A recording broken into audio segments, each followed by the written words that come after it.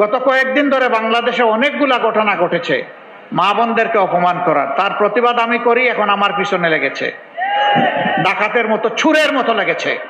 সামনে থেকে মোকাবেলা করার সাহস নাই, পিছন থেকে এখন আমার পিছনে লেগেছে। হ্যাঁ, পিছনের লোকেরা ইনশাল্লাহ পিছনে পড়ে থাকবে, সামনে যেতে পারবে না ইনশাল্লাহ। ওরা পিছনে থেকে জাবর কাটবে, সামনে সিংহে পুরুষের মতো যাওয়ার সাহস ওদের নাই।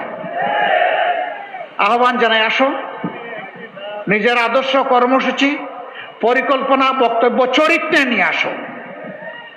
বলবা আমাদের দল, আমাদের শাসকই পারবে, আমাদের সরকারই পারবে একটা দুর্নীতিমুক্ত বাংলাদেশ দিতে। অবশ্যই ভাবে বলেন নাই, কেউ কেউ বলেছেন টুটি চেপে ধরতে, বগলের তলে ঋণ খেলাপি, আর আপনি দিবেন বাংলাদেশ দুর্নীতিমুক্ত করে। হাস্যস্কর, পেছায়ও আসবে এই কথা শুনে।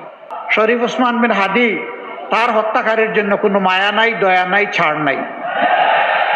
এদের সহযোদ্ধাদের বিচার তো হতে হবে।